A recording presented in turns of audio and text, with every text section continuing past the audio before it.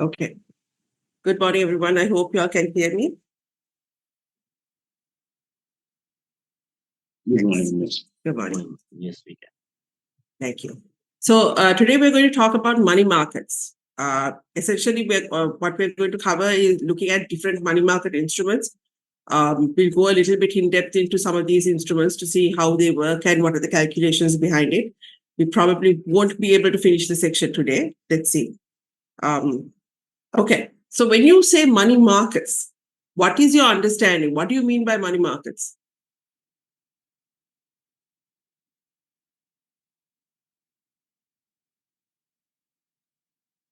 The interbank lending and borrowing market. Okay, that is that's an example of a type of money market. That's correct. It is an example of a type of money market.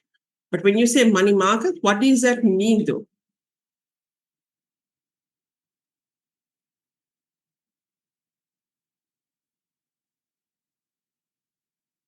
Right. So meaning you're looking at trading instruments that are like near cash, right? They're not cash. It's not that cash is being traded. Excuse me. But you are using instruments that are like cash. So when we say instruments that are like cash, we're talking about commercial paper, treasury bills, other euro dollar deposits, right? Call money, like you were mentioning, interbank market.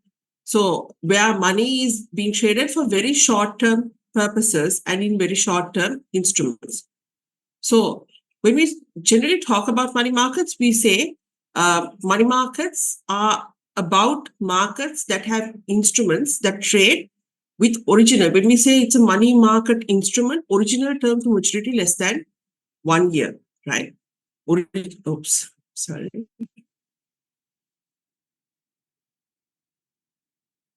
Original term to maturity of the instrument is less than 1 year. What do you mean by original term to maturity? From the issue date. From the issue date.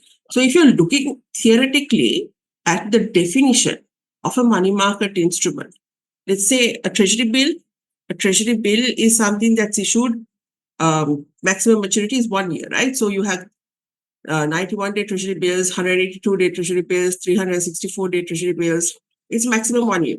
But if you take a treasury bond, you can also have 6-month treasury bonds. How do you have 6-month treasury bonds?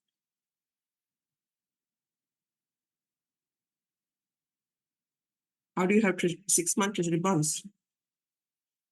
If you buy it 6 months after or sometime after issuance. If you buy it sometime after issuance and it has 6 months more to go. So treasury bonds are usually issued, they're long-term instruments, right? So they are like 2-year instruments, 4-year instruments, 5-year instruments. But if for example, I bought a treasury bill which had 5 years to maturity, 4.5 years later, it will be a 6-month treasury bond. Sorry, not bill, bond. If I bought a 5-year treasury bond, 5-year treasury bond, right, today, and after I wait 4.5 years, it's not a 5-year treasury bond anymore. It's a 6-month treasury bond, right? So you can have 6-month treasury bond, but not from the time of issue. Therefore, treasury bonds in the definition of money market is not considered money market instruments, even though you can have treasury bonds that are less than 1 year to maturity. So if we're talking about what are money market instruments, we always talk about instruments that from the time of issue of that instrument has less than 1 year to mature from the original term to maturity. So money market instruments, usually these are wholesale markets. So they're sold in large denominations. In Sri Lanka, you see that the treasury bill market, for example, trades in 50 million denominations. That's the wholesale trading rate, right? Even commercial paper. I mean, you don't see a lot of commercial paper trading, but you're looking at minimum when you're investing even 10 million type of denominations. Larger scale. So they are usually bought and sold in large scale. In the US, you're talking about $1 million and above. Low default risk, not no default risk, low.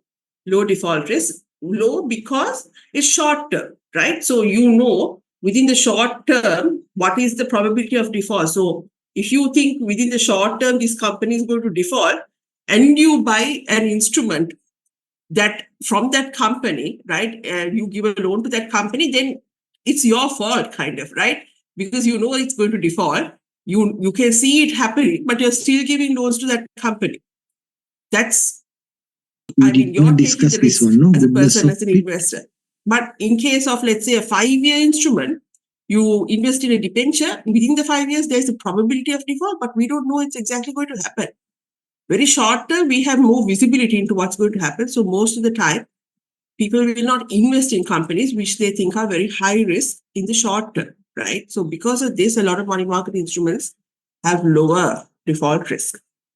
And technical terminology, maturity has to be less than 1 year from the time of issue. So this is what we were talking about earlier.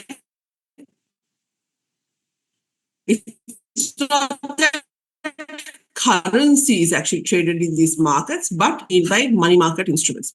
And we say, when we talk about money market instruments, excuse me, I have a bit of a cold today. When we talk about money market instruments, it provides a place for warehousing surplus funds. This is why money markets are there, to warehouse surplus funds. What does that mean?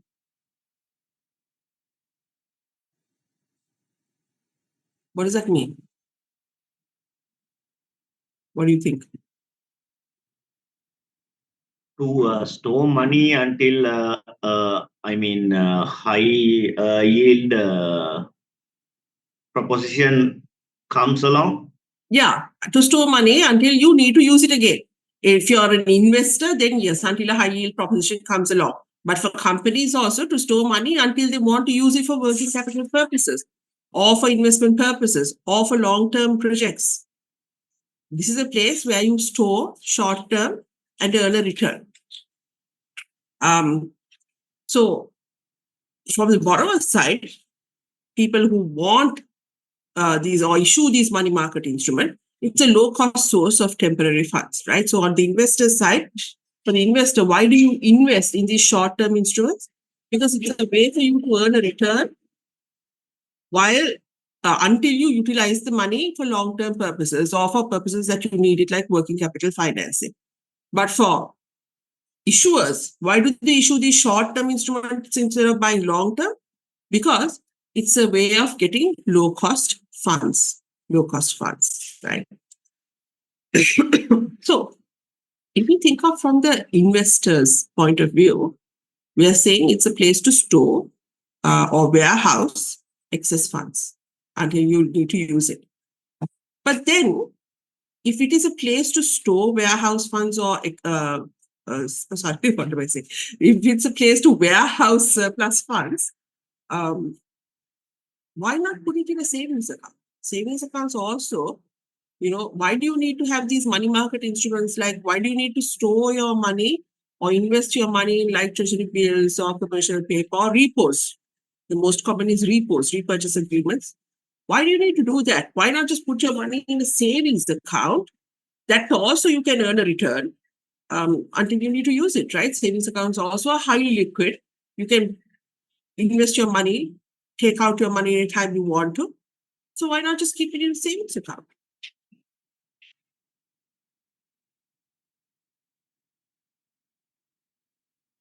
Any thoughts? I mean, a lot of you who are working in the private sector, who are in finance divisions, would know that you would be putting your money in savings accounts, right?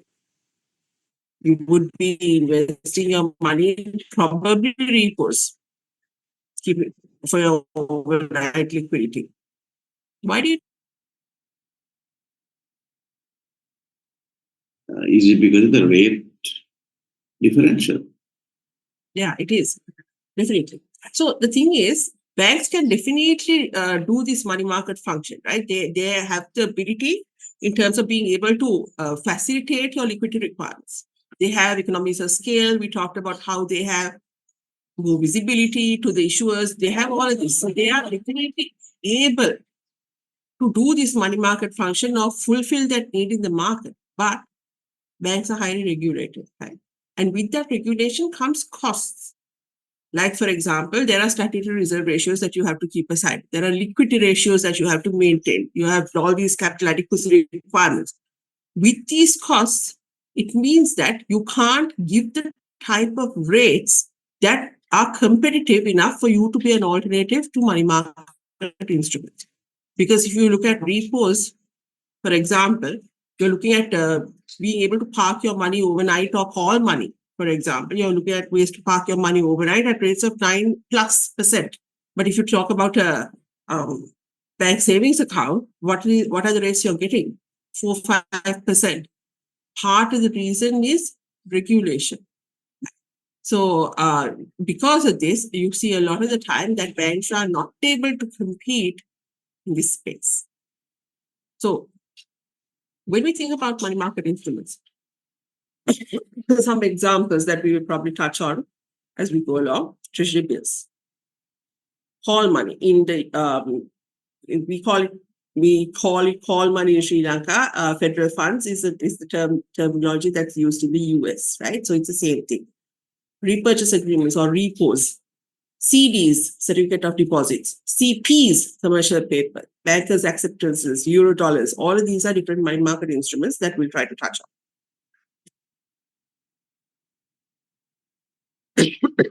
So let's look at the first one, treasury bills. What's your understanding on treasury bills?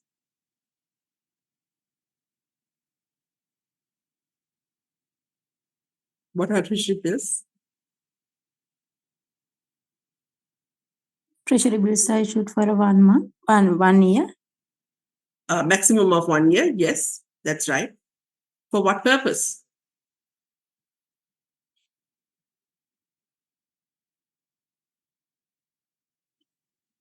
To collect the funds for short-term government requirements, Short treasury term, requirements. absolutely. To collect funds for short-term government requirements, right? Part of that money, of course, goes back to pay your older treasury bill stock that's maturing. And part of the money goes to pay your government sector employees, right? So your as well as your other administration expenses. So treasury bill is like working capital of the government, right? Where they're looking at raising short-term money. So who is the issuer in this sense? It is the government. In Sri Lanka, it is the central bank on behalf of the government of Sri Lanka. And who are the investors? You and me. We can't directly invest in treasury bills. We can buy it directly from the secondary market. If we want to invest directly, we have to go through or bid through a primary dealer. So treasury bills now are scriptless. Scriptless means they are not script securities. Script means paper. They are not paper securities. They are paperless securities, right? So what do you mean by that? Earlier, treasury bill was also in the form of a promissory note. This is a certificate that is issued by the government that promises to pay you back. It's a promissory note that essentially said, I'm borrowing this money from you and I promise to pay you back this amount on this date. Do you see this? This is a very old treasury bill. No longer it's cancelled treasury bill. It's in pounds. So this is by the government of UK. It says this treasury bill entitles this person for £1 million of the debt management account when you surrender this treasury bill to the Bank of England on 6th of October 2005. On 6th of October 2005. So the bill matures on 6th of October 2005. And when you surrender this certificate to the Bank of England, which is like central bank, right, you get £1 million. So this is the face value of the certificate. This is how the terminology face value comes, because on the certificate's face, you know how much money you're going to get. So this is how treasury bills used to be. They were script instruments, paper instruments, and now they are all paperless digital instruments. But essentially, what is it? What is it? It is a promissory note. Technically, it is a promissory note by the government to a promise to pay you back at a certain point in time a certain amount of money, right? So treasury bills have a face value. The face value is the amount of money that you're supposed to get back at the end of the period. Usually, I mean, now you don't see it because it is scriptless, but we always, when in our calculations, when we look at how much we have to pay per treasury bill, we always look at in terms of a 100 rupee face value bill, right? So the typical face value that we use for our calculation purposes is that the face value of the bill is 100 rupees. So I say this treasury bill has a face value of 100 rupees. And I want to buy, let's say, 1,000 treasury bills. That means this one treasury bill is 100 rupees, 1,000 treasury bills are worth. Then in the olden days, if the face value is 100 rupees, I would have got 1,000 certificates. That essentially means that I have 100,000 rupees that I would get back on this maturity date, right? That's what we mean by the face value of the bill. So usually, treasury bills, we call them discounted instruments. Discounted instruments. Why is that? Because here you can see in the face value, this is the amount you're going to get, right? So the face value tells you, okay, this treasury bill entitles you to £1 million. That's the face value. Today, if I wanted to buy the treasury bill, right? So this is on 6th October 2005. Let's assume today is 6th of July 2005. This treasury bill matures on 6th of October 2005. So July to October, right? 7 to 10. You have, it's a 3-month treasury bill. Okay. Today, if I wanted to buy this treasury bill, I would be paying 100 rupees. If I paid 100 rupees to buy this treasury bill, what would happen? I'm an investor. And if I pay 100 rupees to buy this treasury bill, on 6th of October, how much money am I getting back?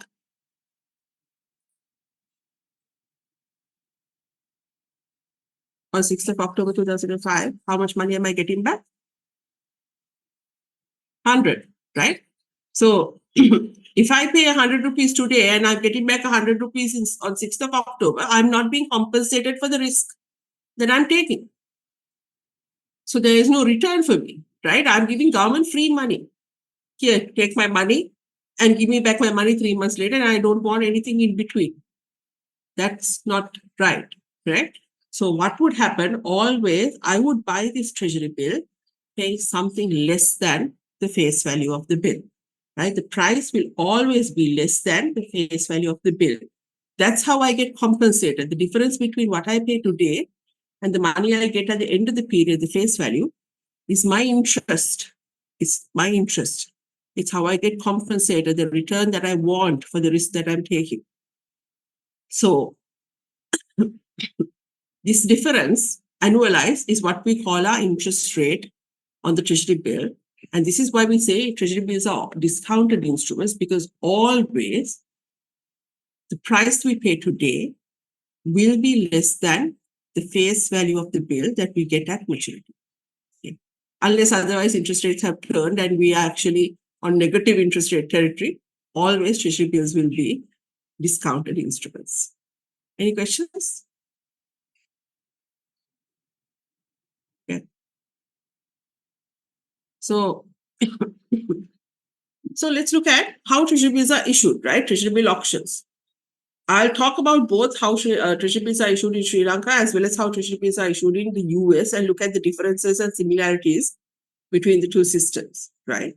So in the US, when you think of treasury bills, auctions are held every Thursday and Tuesday of each week in the US, right?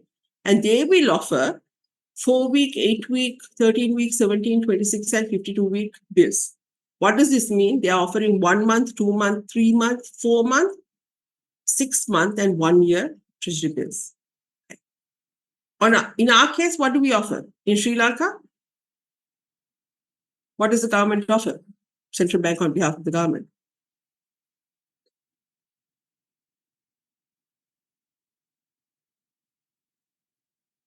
Now, this is the way that, what do you mean by treasury bill auction?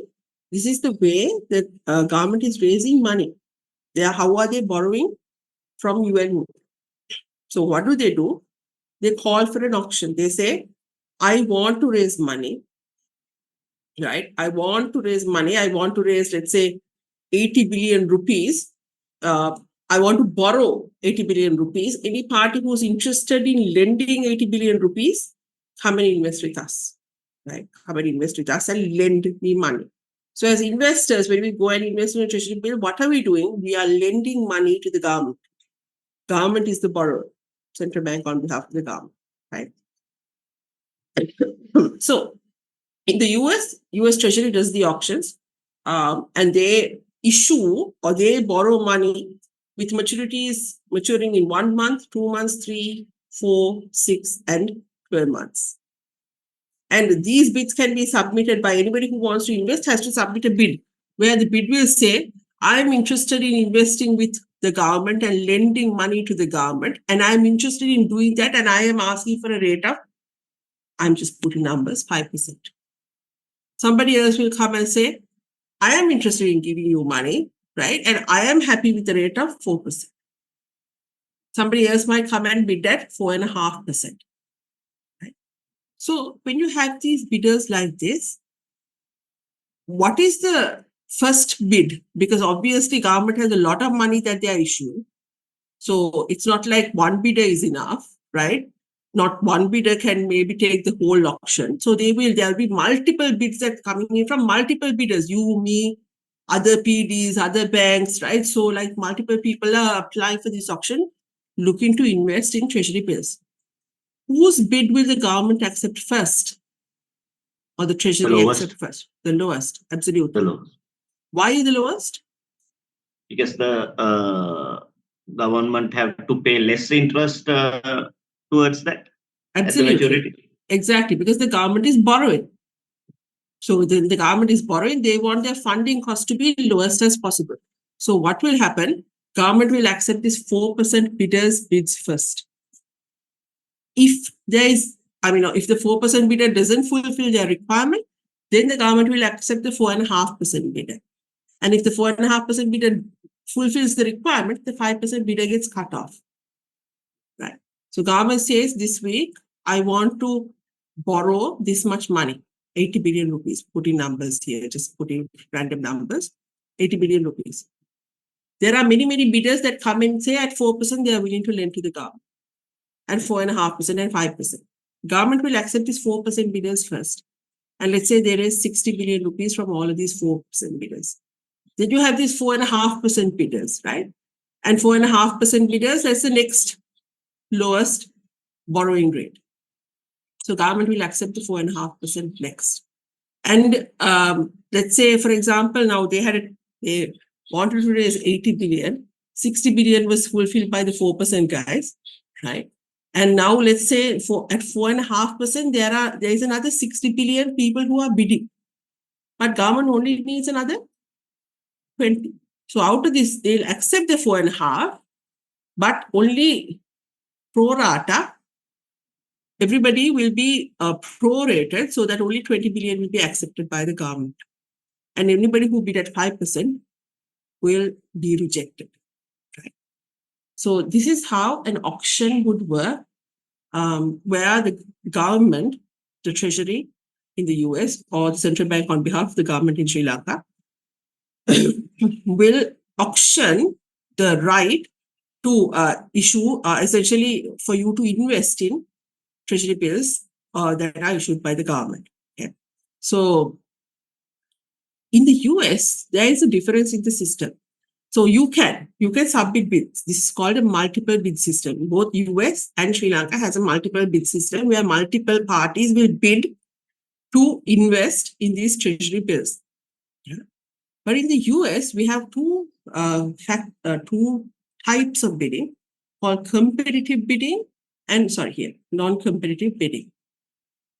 Competitive bidding and non-competitive bidding.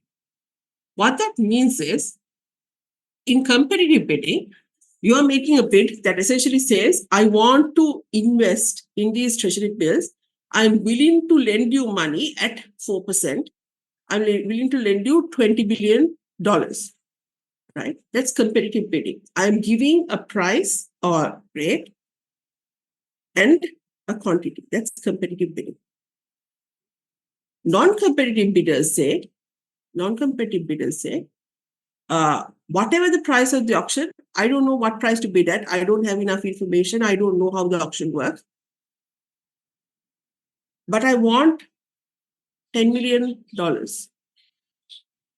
Whatever the price, I will lend it to you at that price. Yeah. That's a non-competitive bid.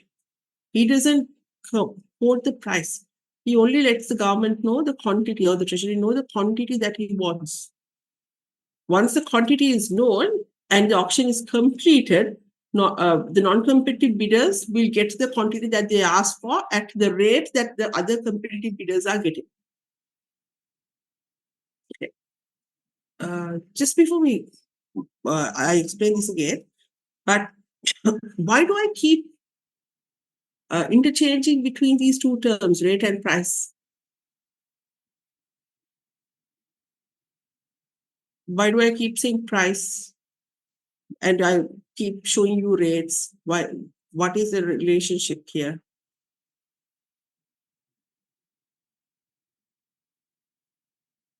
So we spoke about this 4% rate and 4.5% rate and 5% rate, right? But here I spoke about price.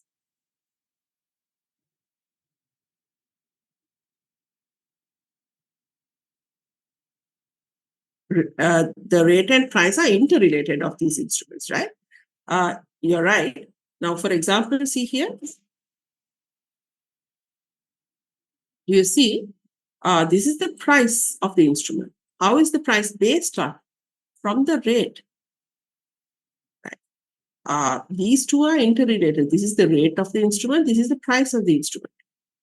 Price and the rate are interrelated. And do you see that price and rate are inversely interrelated? I will come to this formula. Don't worry about this formula for a minute. We'll come to the formula. But price and rate are inversely related, right? Always in treasury bills, treasury bonds, debentures, any type of all of these instruments, you will see that price and rate are interrelated. Rate is the return that the yield that you're getting, right? So higher the price, lower the rate, lower the price, higher the rate. Okay. So now my earlier example, we said people were bidding at 4, 4.5, 5, right? And we said 4% will be accepted first, and then 4.5% will be accepted second. And if there is money still that the government needs, 5% might be accepted, 5% might be rejected. So they start accepting from the lowest rate. What does the lowest rate imply? What does the lowest rate imply about price? That will give the highest price. It will be the highest price that you have to pay, right? So from the highest price, lowest rate. They start accepting from the highest price, lowest rate. Start accepting. Okay. So that's why I keep quoting price here. Whether I quote price or whether I say rate, it doesn't make a difference.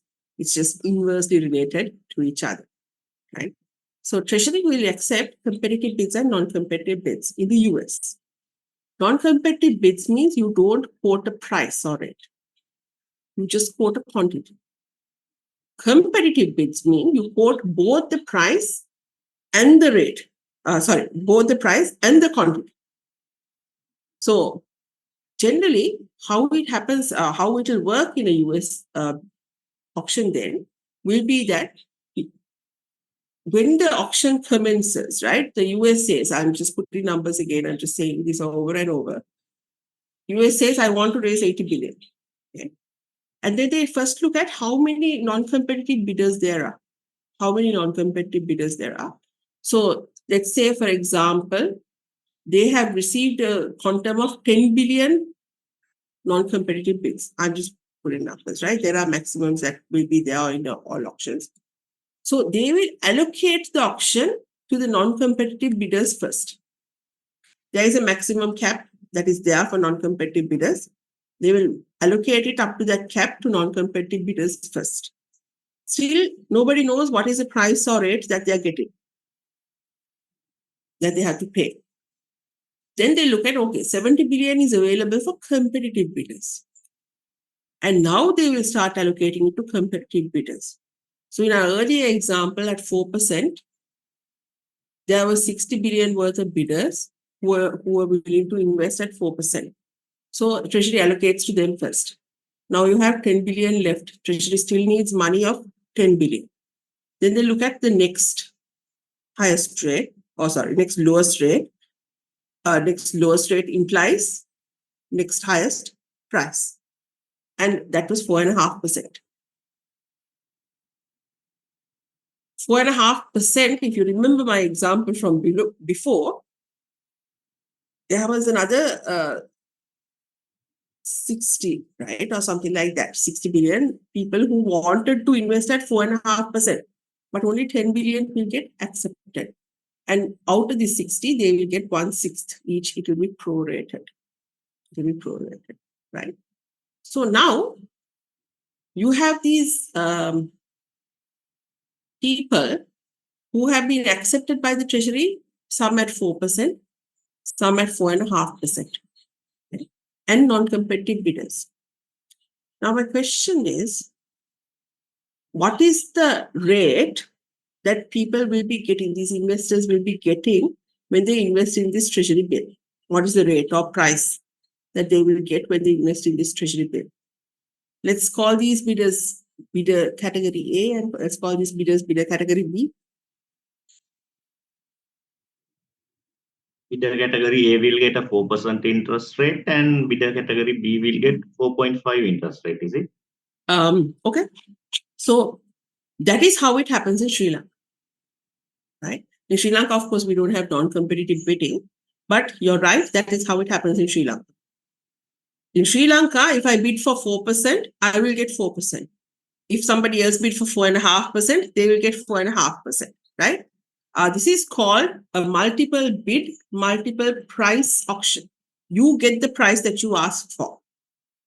In the US, they have a multiple bid, single price auction. That means everybody, including the non-competitive bidders, category A bidders, category B bidders, get the same price or same rate. And what is the rate that everybody is given the Treasury bills at? 4.5%, the highest rate, right? Highest rate, lowest price.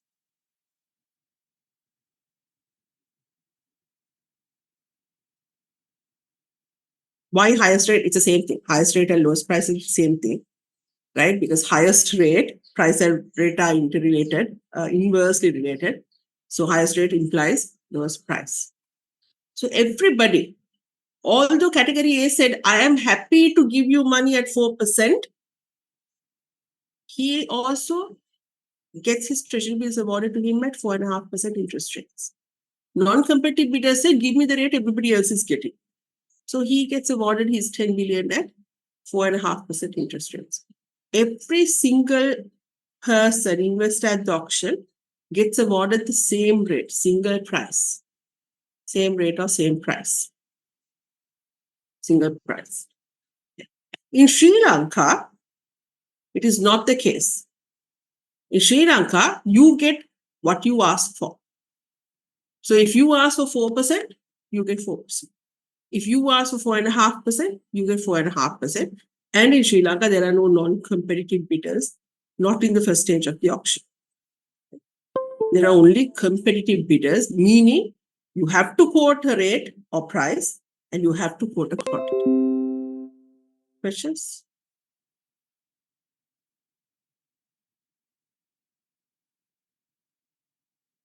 Okay. Let's try it. Go ahead. Sorry. In the US or here, can bidders see the other bids? Like the stock market, you can bid. No, you can't see. Yeah, you can't see the bidding happening because that would how would you say, that would distort the process, right? So if you see what the bids are, it can create like a point where you can manipulate the market. So you don't see where the bids are. If the market is large enough, people can't collude also and see what rates to bid. Of course, in small markets like Sri Lanka, from time to time, that has happened in the past. I don't know if that still happens, but that has happened in the past where it's small markets, right? So everybody knows everybody. Very few PDs in the market, 14 PDs in the market. So majority can get together, collude, and you can try to corner the market. You can say, okay, let's bid high, because if the government or central bank is in desperate need, right, you can bid high because you know they can't afford to reject the auction, and therefore you can collude. But especially here, there is moral suasion by the central bank. If they find out that you're colluding, there can be other penalties involved, or spot checks, or other ways that you try to you know rectify that situation. In the US, there are penalties involved. So if that is found to be true, there are penalties involved. Is that the question you asked? Does that answer your question? Yeah. So, yeah, go ahead.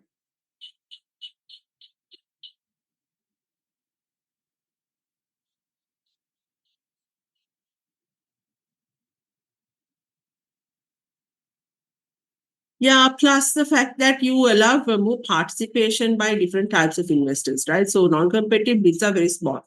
The maximum amount that is accepted per investor is, I think, $10 million or something. This is on billions of dollars of options.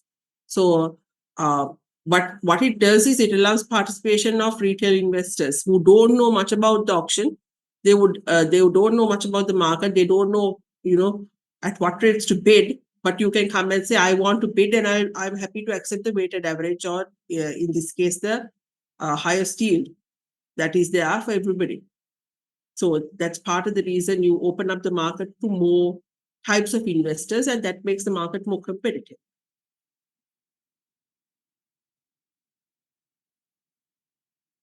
So on competitive bidding, in the US, the maximum bid size that is allocated to each party, to one person, is limited to 35% of the total issue size. Otherwise, what can happen if for example, you can try to take the entire issue, and when you try to take the entire issue, you might be again cornering the market, right? You might again be trying to manipulate the rates that the government is getting. So because of this, per PD, per person, per investor, the maximum amount that you can get per auction is 35%. This is in competitive bidding. There have been cases where some investment banks from time to time have tried through various investors. So the investment bank bids 35%, but then they have colluded with others, and they bid together, so that, that they say, okay, you bid and I'll buy it from you, right? So that at some point that they corner the market. So again, these types of things, Treasury stops it by imposing heavy penalties on these types of instances or occurrences. So in Sri Lanka, we have our auctions every week. Treasury bill auctions happen every week. So every week on Wednesday, you have a Treasury bill auction that happens for 91-day, 182-day, and 364-day Treasury bills. 91, 3-month, 6-month, and 12-month Treasury bills. Auction happens every Wednesday. Settlement of money happens every Friday. Auction happens every Wednesday, right? And if you find out, okay, Wednesday morning by 11 o'clock, you have to submit your bids. The minimum bid size is 5 million rupees. Minimum bid that you can submit is 5 million. So as an individual, you can submit a bid. You can't directly submit a bid to central bank. You have to submit it through a primary dealer. Primary dealers are the parties that are authorized to deal directly with the central bank, right? So you have to submit your bid through a primary dealer. 5 million bid, 6 million, 7 million, and multiples of 1 million after that, you can submit your bids. And before 11 o'clock on Wednesday morning. And then auction commences. So then the central bank will start sorting through all the bids received and look at, okay, rank it, look at what is the lowest rate that they can get. start accepting from the lowest rate upwards until they reach the quantum of money that they want to raise. And this is what we call the auction process. And in Sri Lanka, it's a multiple bid, multiple price auction, meaning if you are the lowest bidder, lowest rate, you will get it at the lowest rate, the next lowest rate, the next lowest rate, so on. So some people will have very low rates that they have been accepted at, and some people will have very high rates that they have been accepted at. So by evening of Wednesday, you will know, were you successful? What was the rate, right? Central Bank will publish the average of all the rates that they have accepted, which is what we see, the weighted average rate. And what do you call it? The money has to be settled on Friday. T+2 spot settlement, right? On Friday, always on Friday. So this is how Sri Lankan Treasury bill work. Now, also we have what we call phase 2 bids and phase 3 bids. So phase 1 is this whole process of having an auction. You ask for bids, and even for PDs are expected to submit bids in the ratio of 1 over the number of PDs, right? So essentially, you're expected to participate in the auction. That's part of the rationale of keeping your dealer license, right? Because why are PDs there? Remember last time we talked about it. They are there to make a market for treasuries, right? That's why they have been given a license. They are profit motivated companies, but why have they been given that license? To make a market, right? So they are compulsorily, they have to bid. Of course, if they don't want to get, they can bid at higher rates where they hope that they will not get hit. Things like that can be done. But again, central bank will look at effective participation in the auction as well, right? They want the PDs to participate. They want to make sure that there is enough of a market for the treasury bills and a fair market where money can be raised at fair market prices. Okay. So we'll talk about phases 2 and 3 as we go along. I don't want to put all the information together at once, but any questions here? So let's try an example.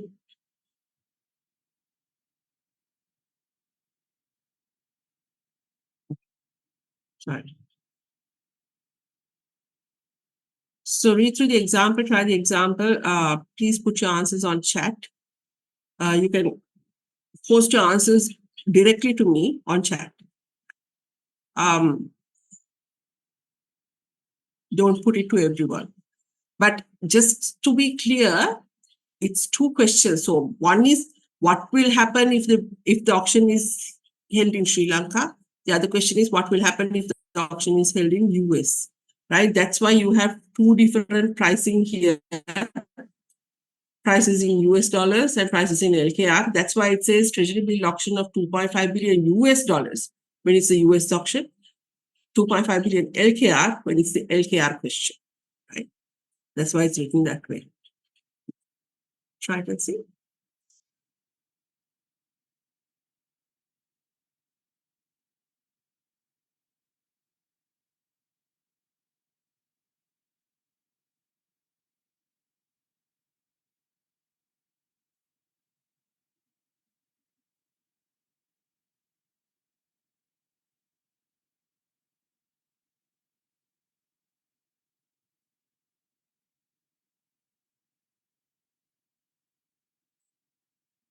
Try question 1 first.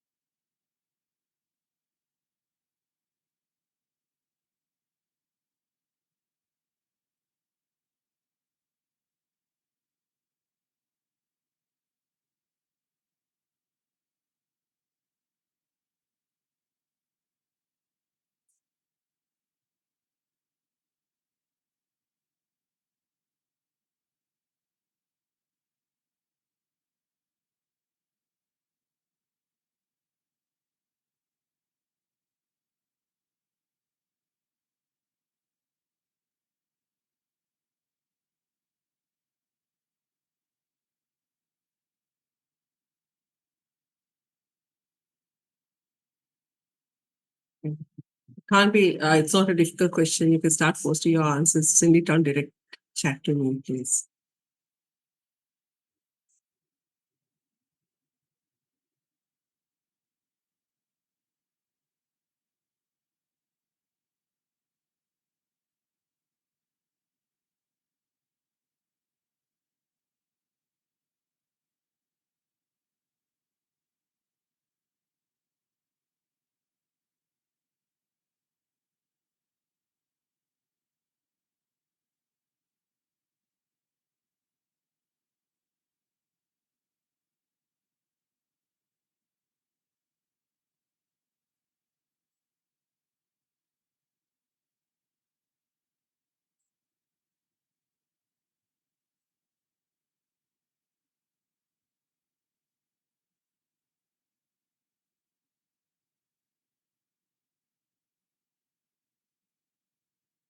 Uh, 61.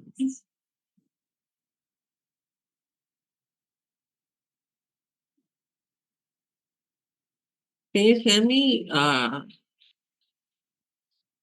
who are the successful bidders? It was a part who will receive the treasury bills.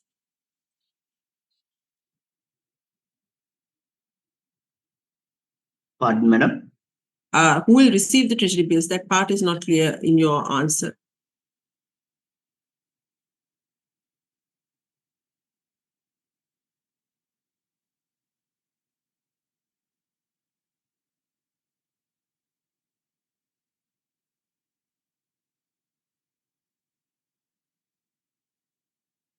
Right. Sorry, I think I made a mistake there. Because the auction is for 2.5 billion, yeah? Yes, exactly.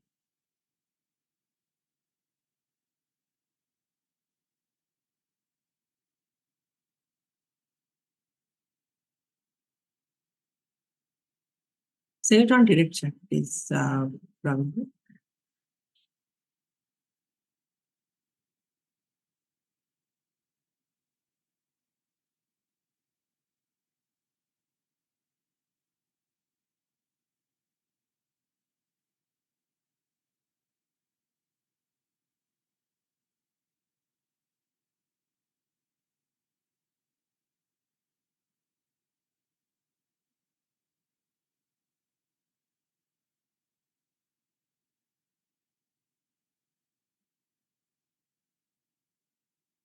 Sorry.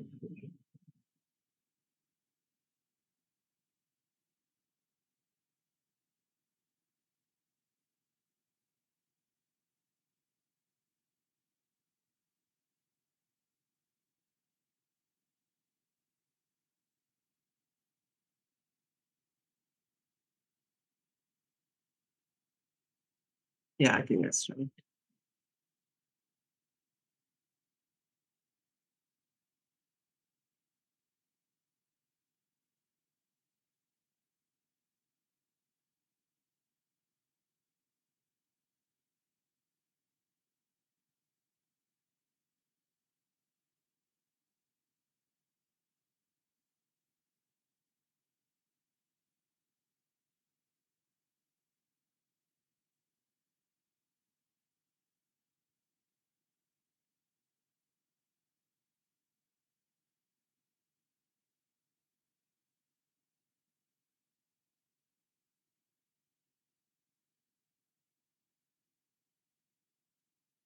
Sorry, 70. I think there's a small mistake. Did you consider the non-competitive bidders?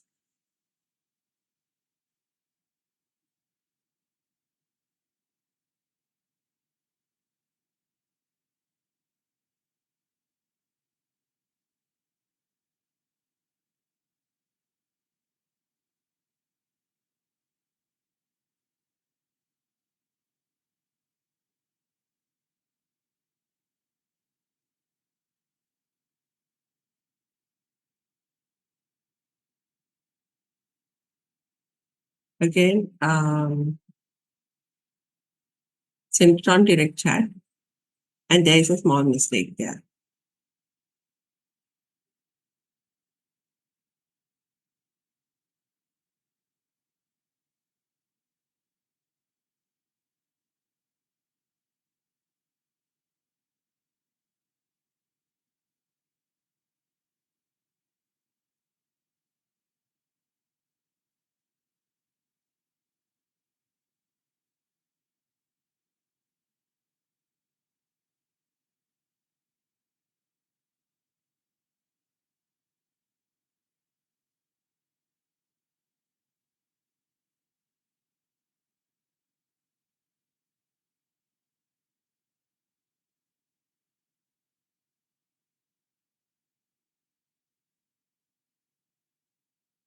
So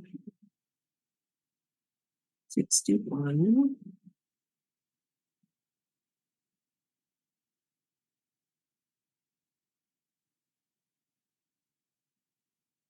$28, you are okay.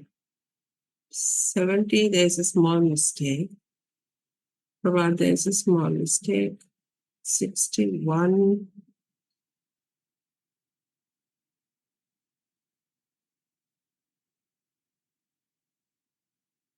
There's a small mistake.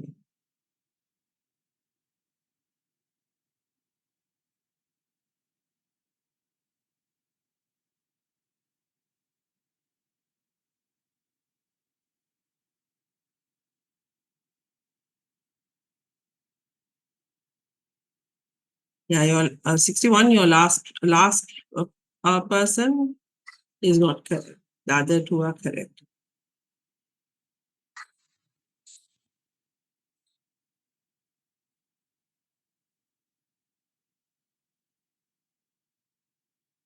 Um, 37, no, there is a mistake. Madam, Look, you have to 60 rank it. yeah, I'm Yeah. sorry. So go ahead. 61 here. Just I think it went to my mind like competitive bidders, non-competitive bidders will get 10% of the. No. So they get the full thing, what is asked for, because you have not been given what is the maximum that they will get. So they will get the full thing. In the US auctions, technically, what will happen is they will define a maximum non-competitive bidding amount, but Right. here it's not defined. Okay, so that went to my mind. That's why I put this figure as non-competitive bidders will receive like 10% of it. Right. So 37, I think you had to rank it. There is something wrong with how you have ranked it. Divanka, correct.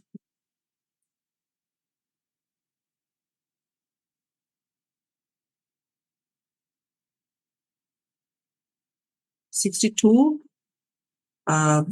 No, there is something wrong here. I think you haven't.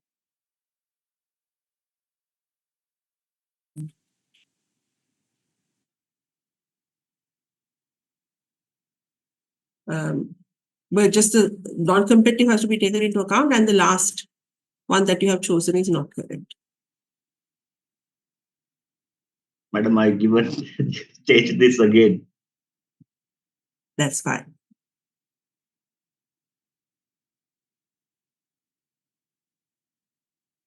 I mean, it's correct now.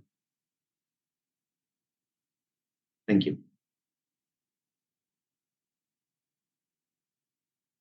So again, Kumudini, send it on direct chat, but there is a small mistake there. Okay? So let's look at it now. We have 2.5 billion auction. This is the auction amount in US dollars. Right. Non-competitive bidders are there. 750 million non-competitive bidders are there. So who gets allocated first? Who gets allocated first? Non-competitive. Non-competitive, yes. So of the 2.5 billion, what will happen is 750 will first get allocated, right? We don't know at what price, but 750 will first get allocated. After that, only the others start to get allocated. So first you allocate 750, then you're left with 1,750. Now 1,750 needs to get allocated among A, B, C, D, E.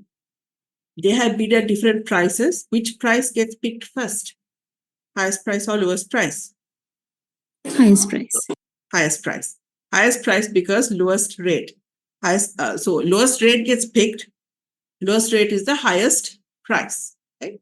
So highest price here is A. A has the highest price. So A 500 will get picked.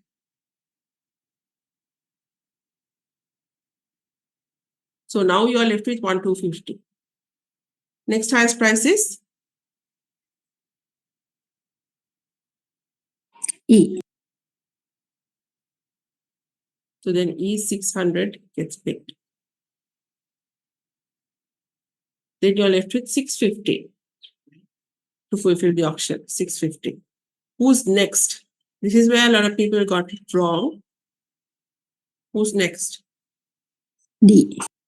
D, right? Not C. Some of you, for some reason, chose C. D is the next highest price. So D of 1 billion, it's prorated to 650. Right. So who will receive treasury bills? Who will receive A, E, D, and non-competitive bidders? It's the answer, right? Non-competitive bidders, A, E, and D gets proportionate. 650 out of 1,000. What quantity? So these are the quantities: 750, 500, 600, and 650. What price?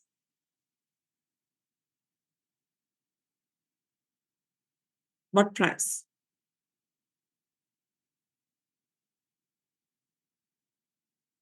At the highest price. Is it at the highest price?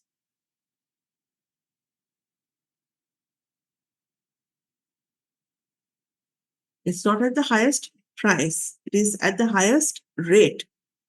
The last cutoff rate, right? The last cutoff price or rate. So it is the highest rate, lowest price. So what price? At everybody will receive it at 9936. 36. Non-competitive bidders will receive it at 9936. Meaning non-competitive bidders will have to pay. What does this 0.9936 mean? What does it mean?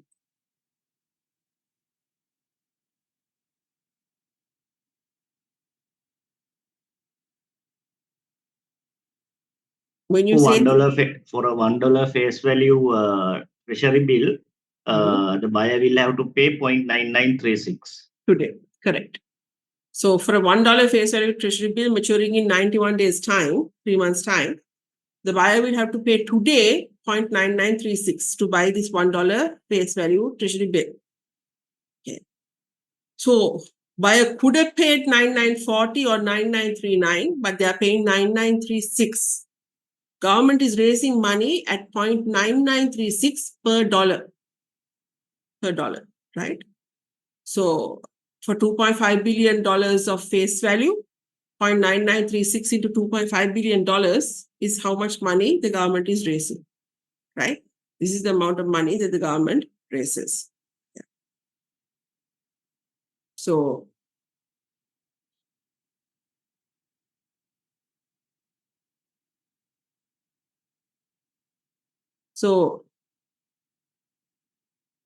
everybody will get at 9936. Any confusions here? Always look at the highest rate, lowest price. Or if it's confusing, think of it as the cutoff rate. The cutoff person, that's the price everybody gets. The person at the cutoff. That's the price that everybody gets. Can I now ask you a question this way? Why is the government raising money at 9936? If everybody had to pay 9940, like you said, the highest price, government would be raising more money. Why is everybody being asked to pay for every dollar 0.9936?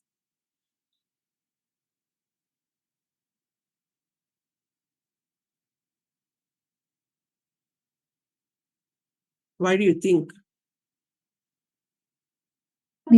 Proportionate. Sorry, say that again. Because it's proportionate. Proportionate to what though? A is getting his full quantity, E is getting his full quantity, only D is being proportionate. But everybody is being asked to pay at 9936. If government wanted to get, because government is borrowing, no, they can get a higher amount of money. If everybody paid 9940, they can get a better rate also. Why? Yeah.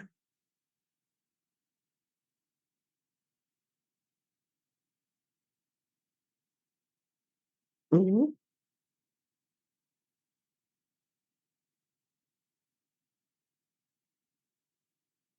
right?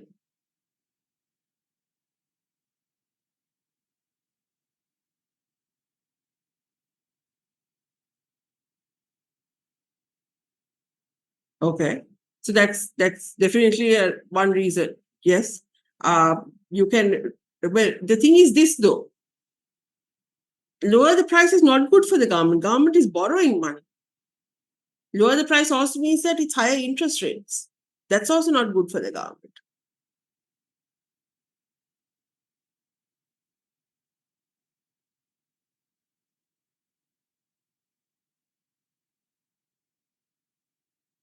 Rate, low rate. Okay. Yeah. Also, imagine, so right, there it's right, yes. Also imagine the fact that, see, A has said he is willing to bid 500 million US dollars, and for every dollar he's willing to pay 0.9940, right?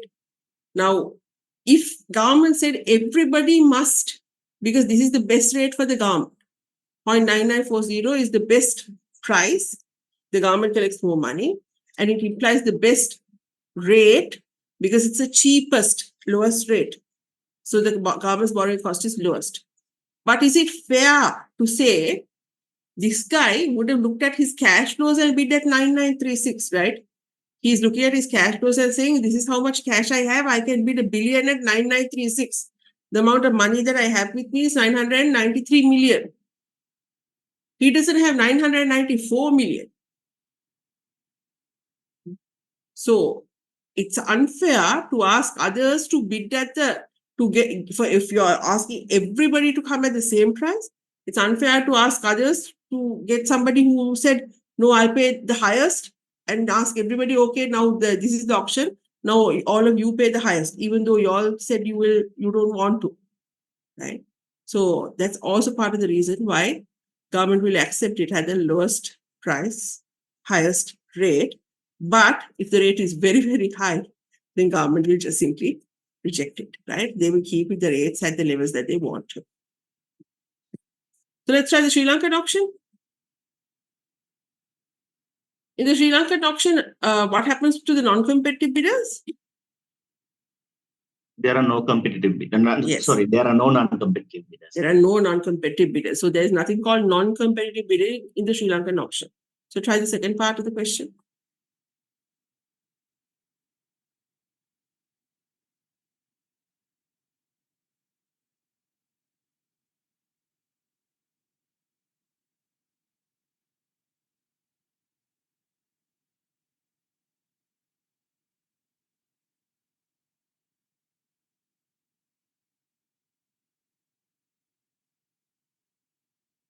Yes. Prasanna looks correct. Prasad, sorry, looks correct.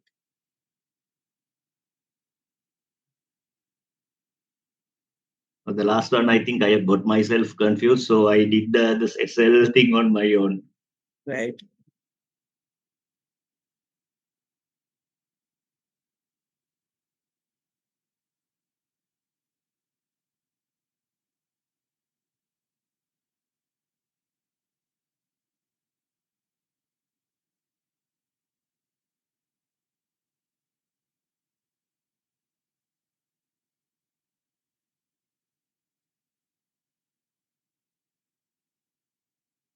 You can just check it again. I think the first one, small mistake is there. Just check it.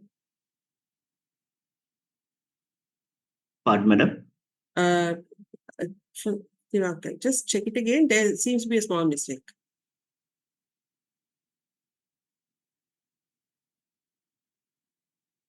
Mehrani again sent a direct message, but there is a mistake there.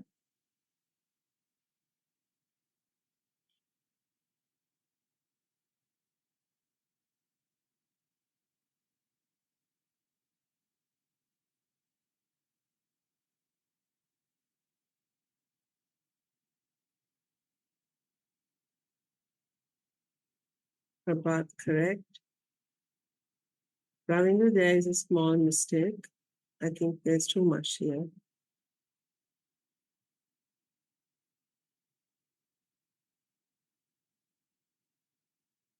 Right.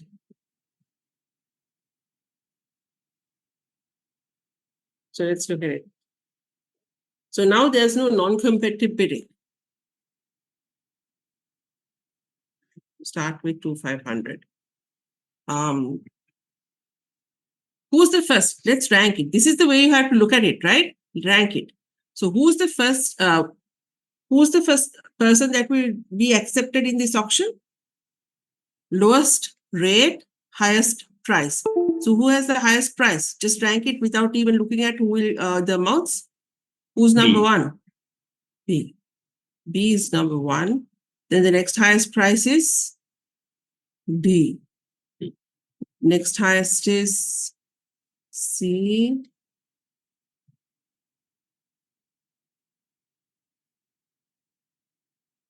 Say, tell me if I'm wrong. This is the ranking, correct?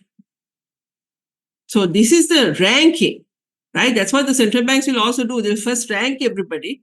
This is the way, this is the lowest to the highest bids that I've received. This is the best bid is B. So they'll accept B first. B will get 750 million. Right. And he'll get it at this price, 97.6419. Because it's multiple price, multiple bid, multiple price. So B gets the price that he asks. Now there is another 1,750 to be allocated. The second highest is D. So D gets his bid 1 billion. Now 750 million is left. 750 million. The third guy that's successful is C, right? C gets 750 million, or 750 out of 1.5 billion, right? And each of them get it at their own price. So who will receive the treasury bills? Only B, D, and C. What quantities? 750, billion, and 750 again. C will get 750 out of 1.5 billion. At what price? At each individual price. So B will get it at 97.6419. D will have to pay 97.6229, and C will have to pay 97.5634 per what? Per what? Why is this 0.99 and this is 97? Per 100 rupees. 100 rupee face value. That's correct. For every 100 rupees. Right. Okay, next part. Now these are the three people who are successful, right? B, D, and C. B, D, and C. Calculate the weighted average price, and based on the weighted average price, calculate the weighted average yield. Because central bank doesn't let us know who was successful. Central bank doesn't let us know at what rates they were successful. But central bank does let us know the average price, or the average, sorry, not the average price, the average yield that people were successful at. So first calculate the average price, and then let's convert it to the average yield. Okay.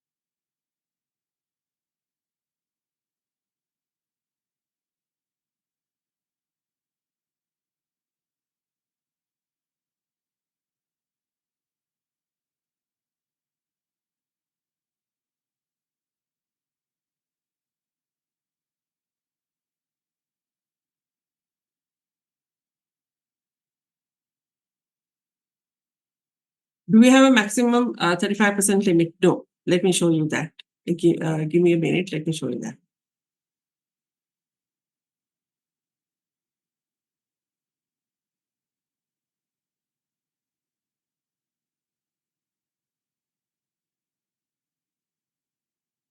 So I'm waiting for the weighted average price. I'll show you how to calculate the weighted average yield, but first tell me what the weighted average price is.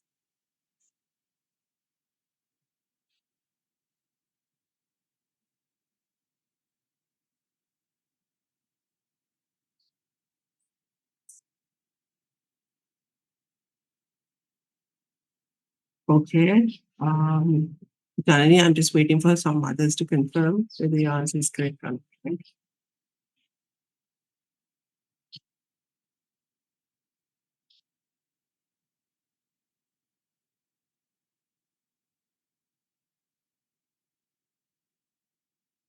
Guys, I appreciate if you send a direct, send it on direct chat, right? Just send it directly to me. Kubuduri, there is something you can see here. The rates are all 97s, so you can't get a 93 there, right?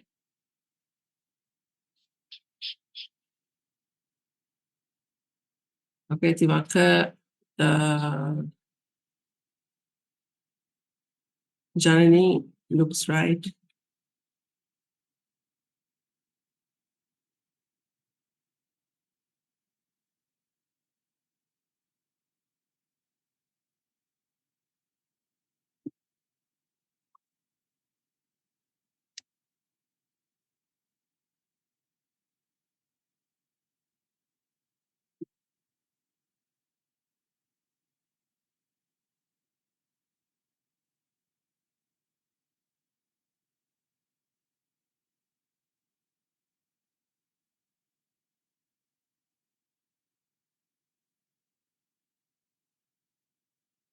Prasad, yes.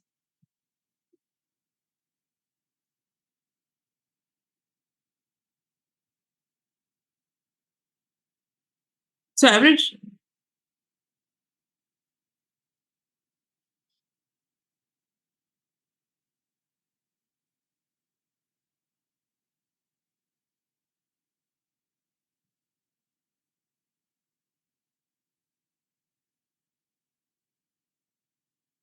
Yes. So average weighted price is easy. That's just a calculation thing. Look, all you had to do is look at the fact that B was allocated 750 at 97.6419. C was allocated 1,000 at 97.6229. And sorry, D was, and C was allocated 750 at 97.5634, which in total adds up to 2,500 or 2.5 billion rupees. So 750 into 976419 plus billion into 976229 plus not 1.5 billion, 750 million into 97.5634,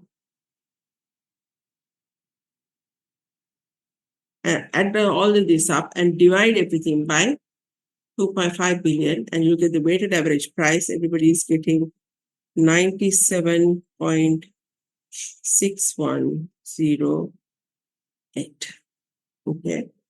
So you can see here, some of you have given it to me in 2 decimal places, but if the bit prices are given to you in 4 decimal places, your answer should also be in 4 decimal places, right? It's 6.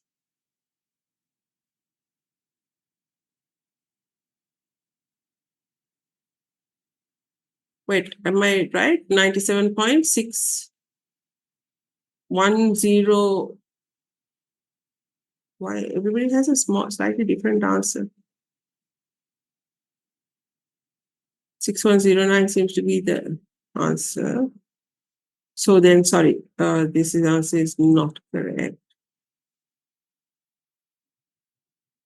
Is it 6109? That seems to be the consensus answer. Yeah. Okay. 6108. Yes, ma'am. I made a small mistake by saying 610. Okay. So that's the weighted average price. How do I get the weighted average rate? Now, we saw that what is happening here?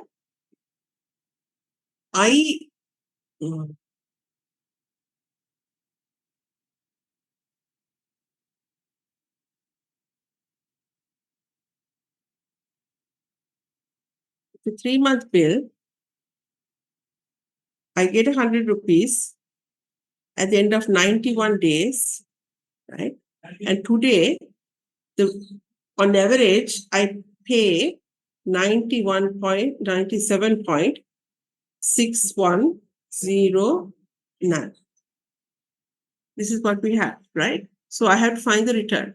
So what is the return?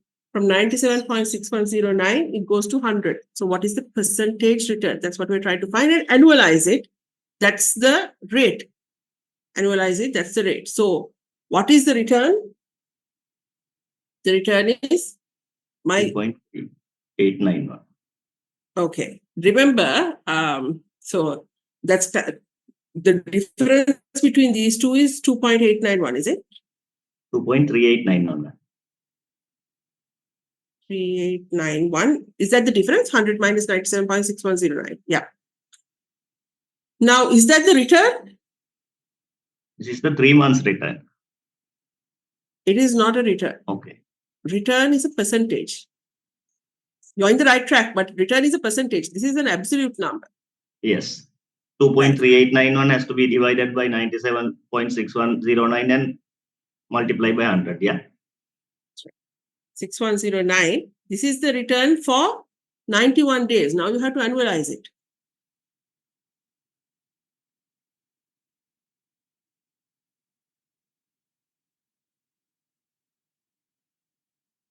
So 2.3891 divided by 97.6109 is your return, percentage return, but for a 3-month period, 91 days.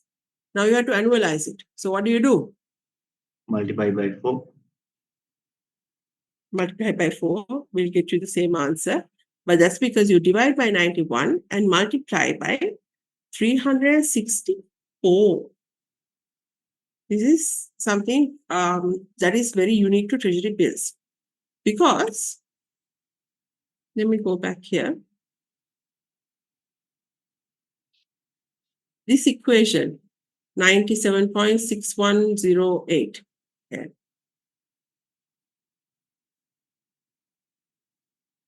$97.6108. The equation, how this equation goes is, always for a treasury bill, this equation will go, the price today is equals to your face value divided by 1 plus R into D. D is the number of days until maturity, right?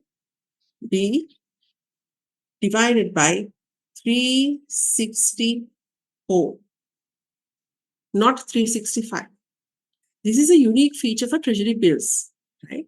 Treasury bills go on what we call a 364-day day count convention. 364-day day count convention. Okay. 364-day day count convention. Why is that? Always, if you look at so we have 91-day treasury bills, 182-day treasury bills, 364-day treasury bills. This 364-day takeout convention, these are like different ways that you calculate. So in the US, treasury bills are calculated on a 360-day, assuming there are 360 days to the year, right? Treasury bonds in Sri Lanka are calculated on what we call actual basis, meaning assuming 365 or 366 days to a year. So you have these different day count conventions, which can be actual 365,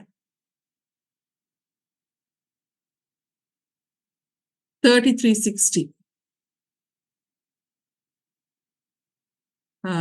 Actual 364. What does this mean? It essentially, what we're trying to say here is, what is the numerator? Always when we have these like a numerator and a denominator, D1 divided by D2 type of situation, the numerator, how does it get calculated? The denominator, how does it get calculated? So numerator, you count the actual number of days. Denominator also, you count the actual number of days. So the actual number of days in a year, 365 or 364. In the US system, you assume a year has 360 days always. For Sri Lanka Treasury bills, it's a 364-day convention. 364-day convention where you assume the year has 364 days. 364 days. And you know why that happens? Because if you, I told you Treasury bills always, auction happens on Wednesday, settlement happens on Friday, right? From 91 days after one Friday is always another Friday. 182 days after one Friday is always another Friday. 364 days after one Friday is always another Friday. That's because all of these are divisible by 7, right? 91, 182, 364, everything is divisible by 7. So always, when you say a 91-day Treasury bill auction, the auction happens on Wednesday. The Treasury bill is issued on Friday and matures on a Friday. 91 days later, matures on a Friday. Why is that convenient? Then I know always my maturity is 182 days, matures 182 days after on another Friday. 364 days, mature 364 days after on another Friday. And that's very convenient for me because I know always my maturities are falling on Friday.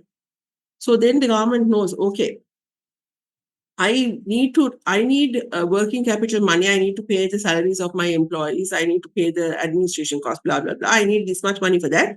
And I need to repay the old treasury bills, right? So when the old treasury bills are also maturing on Friday. So part of the auction that I will have today is to raise money for my salaries and admin and whatnot. And the second part will be to pay back my old treasury bills. Right? So for both, I will raise money. That's why always we use a 364-day convention. So that's the equation. Always based on this is the face value, right? This is the price. This is the rate and the number of days to maturity. Right? The price today is the, have you all seen the equation present value equals future value divided by 1 plus r to the power n, right? This equation changes a little bit now because this is less than 365 days. And usually conventionally, we see that in a lot in these finance calculations. If it's less than 1 year, we don't compound. We take the simple average. So this equation automatically changes to future value divided by 1 plus r into the number of days over 365 or 364 or 366 or whatever, depending on the instrument. For treasury bills in Sri Lanka, it is 364. The year is assumed to have 364 days.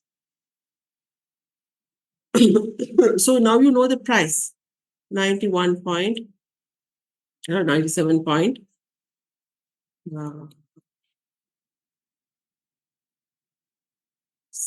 6109, right? 6109. You know the face value. Face value or future value is the same terminology, 100. You know D. D is 91 days. So you can find R. How much is R?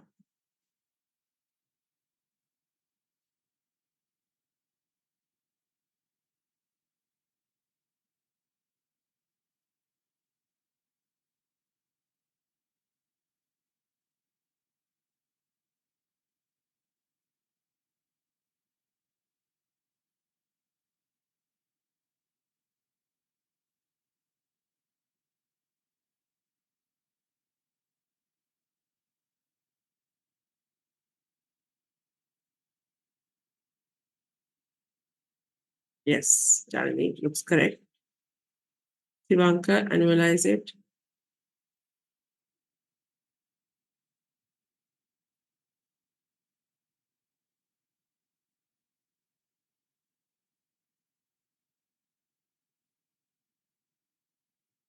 Prasad, looks like there's a small mistake. Are you using 6109?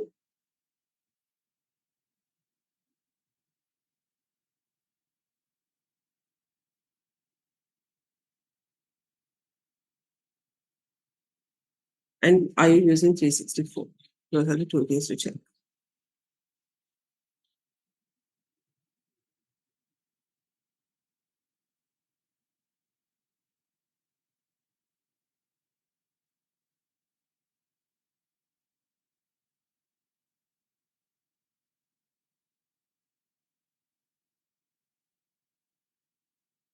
You're not going to know.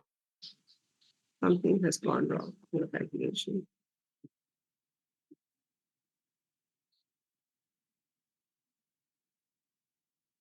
I think you done it multiply by 91 and divided by 364. Just, I think you had to divide by 91 and multiply by 360.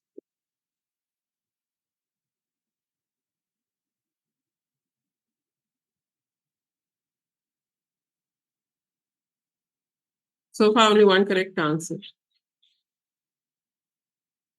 By Janani.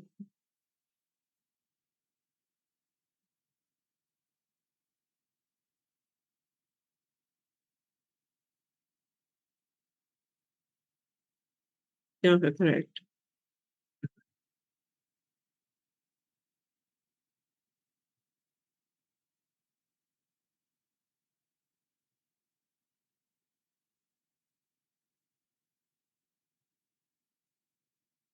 This, in terms of annualizing, Okay. if it's the norm is if it's less than 1 year, you use this divide and multiply, and if it's more, You use the compounding equation to the power n.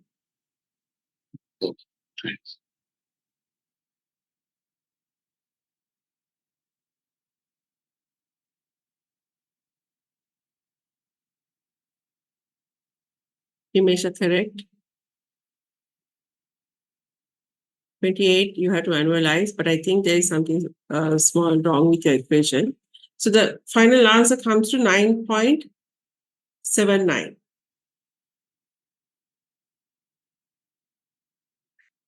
9.79. So I just put some random numbers, but this was the weighted average of the treasury bill auction that was published last week, right? So let's look at that.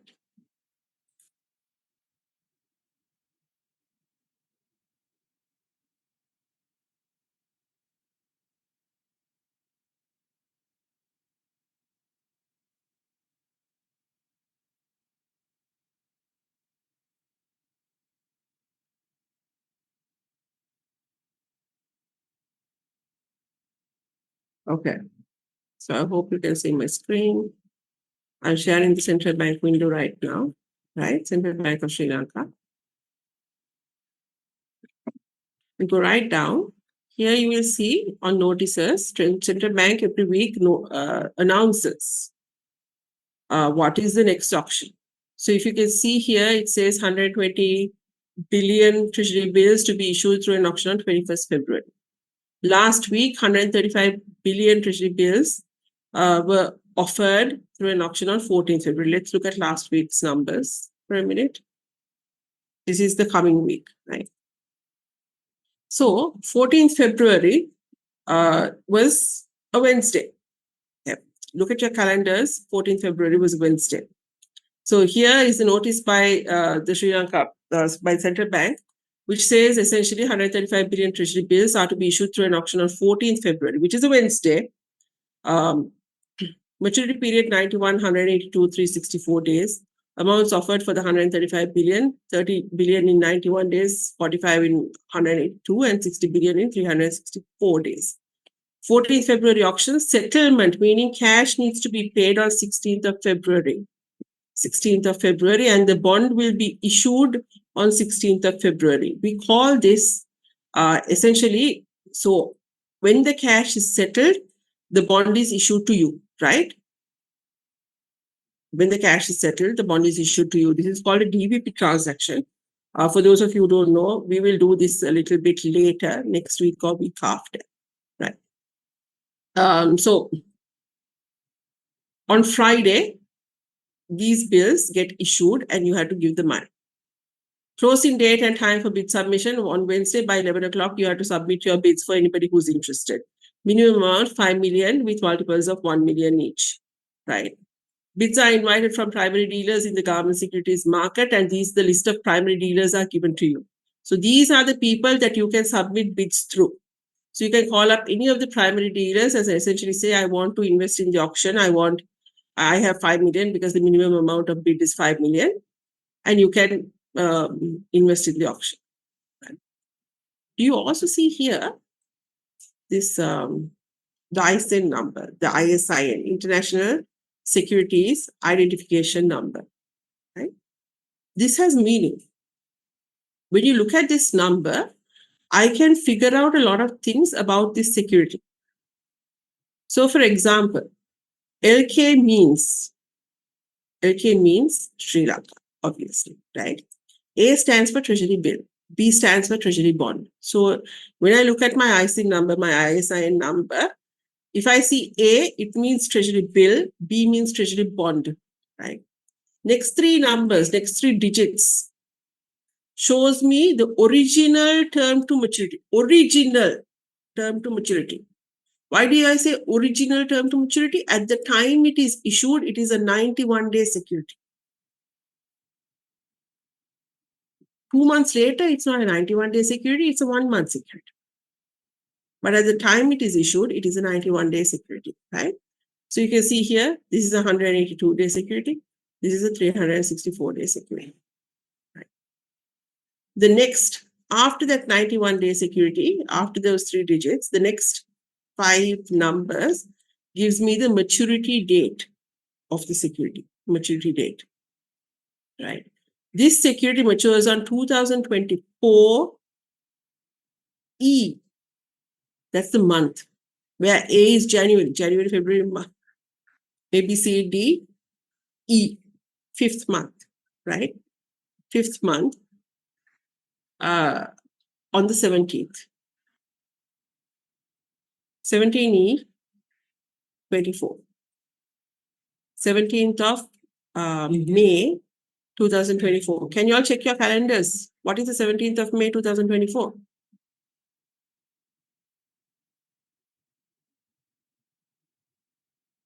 It's a Friday, right? It's a Friday. Check your calendars. What is 16H24? And sorry, 17E24, does it make sense? These bills are issued on February. February plus 3 months is May. So E is correct, right?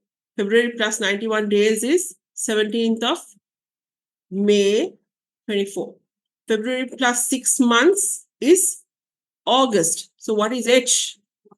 H is the 8th number, 8th letter of the alphabet, which stands for August. This bill matures on 16th August 2024. 14th February, 1 year from 14th February is 14th of February 2025. So you can see here 14th of February 2025.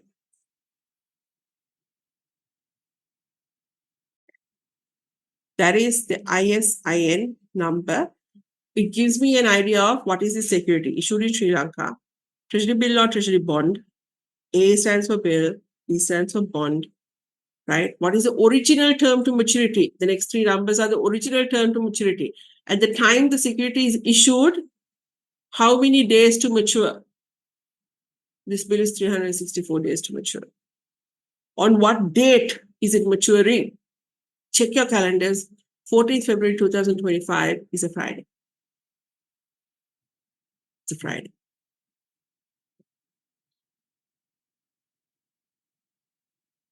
So let's look at the auction results. 14th February was last Wednesday. So the auction results are out now, right? And this is, go ahead. That's a check digit. So that has no, it's a check, what we call a check digit. It combines everything together. It has no particular meaning.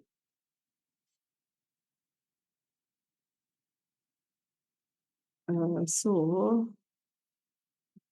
I don't think this is the right one.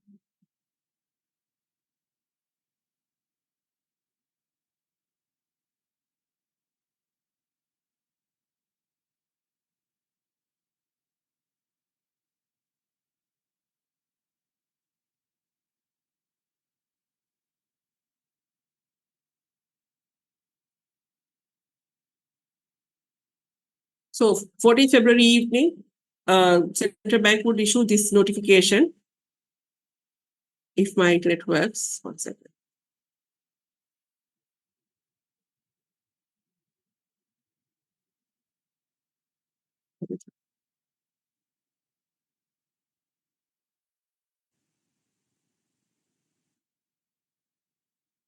Okay. Now, the Treasury bill held on 14th of February. So same day evening, they issue the notification that says, okay, 135 billion, right, of which 30, 45, and 60 billion were offered in the 91, 182, and 364 day bills. And this is for the amount of bids received.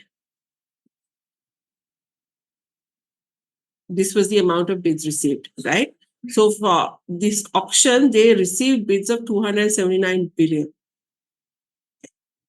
And they accepted up to 135 billion. Up to 135 billion. So they wanted 135, they accepted 135, but they received more bids. It was oversubscribed. The auction was oversubscribed, right? And when they accepted this, they didn't accept it exactly at 91 days up to 13, 45, and 60. You can see here, they changed it around a little bit so that they got the rates that they wanted to. And they have now published what is the rate, weighted average rate. This is what you calculated, right? The weighted average rate that we just calculated was also 9.79, okay, for the 3 month. So they publish the weighted average rates where they say some people would have bid below 9.79, some people would have bid above 9.79, but on average, people got 9.79%, right?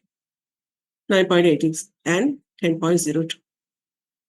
Settlement 16th of February. And you can see here, there is in Sri Lanka what we call a phase 2 subscription. So from time to time, not all the time, Central Bank opens up and says, okay, we wanted 135, but we're willing to collect a little bit more. Okay. You can see up to 25% more of the amount offered. 135 into 25%, they are willing to collect a little bit more. And what they say is in the phase 2 subscription, if you are willing to come and bid at the weighted average, so now it's a non-competitive bid. Only the quantity is required, the price is not required because the price is published. You know the price. So if you're happy with these rates and you want to come in at these rates or invest more money at these rates, you are open to come and invest until 4 p.m. On the 15th. Still, the settlement is the 16th. Until 4 p.m. on the 15th, you are allowed to bid on the 182-day bill and the 364-day bill. 91-day bill was not open for phase 2 in this auction. Okay. And the government, central bank puts this out and tells, okay, these are the prices. If you want to, non-competitive bidding is open. So Sri Lanka now has, in its recent past, like a few years, right, non-competitive bidding, but not through the auction. In the second phase of the auction, after the first phase of the auction is over, from time to time, if central bank wants more money, up to a certain limit, max ceiling, they can open up non-competitive bidding for investors. So you can see here, this is the results on the non-competitive bidding. So further to the Treasury bond auction held on 14th of Friday, 33 billion additional was offered because 25% of 135 billion was 33 billion for the phase 2 Treasury bills bearing 182-day and 364-day at this weighted average, determined out of the total market subscription of so 75 billion bids have come again oversubscribed and 33 billion was raised. Next day they have to settle. So just before we take, go ahead. Sorry. Go ahead. Yeah. So the difference between the US non-competitive and this phase 2, which is more or less non-competitive, is in the US you will not know what the rate you're bidding for. But here, because it happens after the auction, you already know the weighted average that you're getting. Is that right? That's correct. Yes. In Sri Lanka, you will know what is the weighted average rate that you're going to get. And based on that rate, you can bid. So, and that non-competitive bidding is not always open either. It is only open from time to time. Central Bank from time to time will say non-competitive bidding is available and open. So just before the break, let me just show you this as well. This is on your notes. This link is on your notes, right? I'll show you where the link is. Why?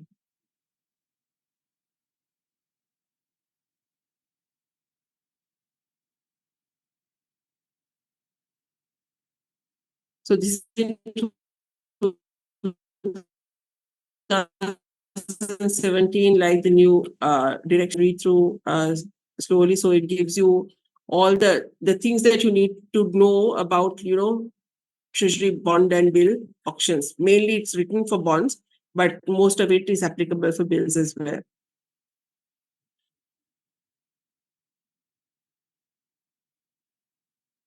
The primary dealers, I think I want to show this in relation to the question that was asked. Primary dealers appointed by the Monetary Board of Central Bank to participate at primary issuances shall offer their bids at the issuance. Other interest parties may participate indirectly through PDs.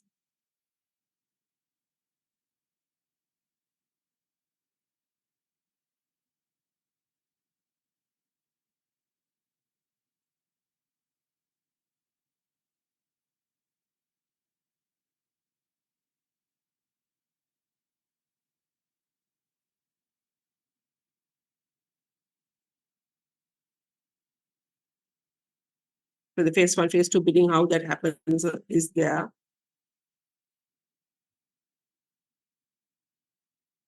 Sorry, somewhere here it tells you the primary dealer participation, minimum participation for primary dealers. I believe it said that for the number of participants, say for example, you have 10 participants in the market, that means 10%, 1 over 10 is the minimum bid. Primary dealers for effective participation, they have to bid at least 10% of the auction. That means 1 over the number of participants. I can't find it. Over the break, I'll look for it. I'll show it to you. I'll just show you this also 1 second. So this is the Treasury bond auction, right? I just want to show the ISIN number. You see here the ISIN number on the Treasury bond auction. And here you can see it's a Sri Lanka security B, Treasury bond, right? It's a 3-year security, now in years. This is a 5-year security, right? This is a 3-year security. At the time it is originally issued. At the time the first issue of this security happened, it was a 3-year security, right? Maturity date 26L15. What does that mean? What is L? December, right? So 15th of December 2026. 15th of December 2026. Here LK bond, 5 years original term to maturity, 15th of December 2028, maturing 15th of December 2028. Just want to show you the ISI number there. Okay, so let's take the break. It's 10:10. So around 10:25, we'll return. Thanks.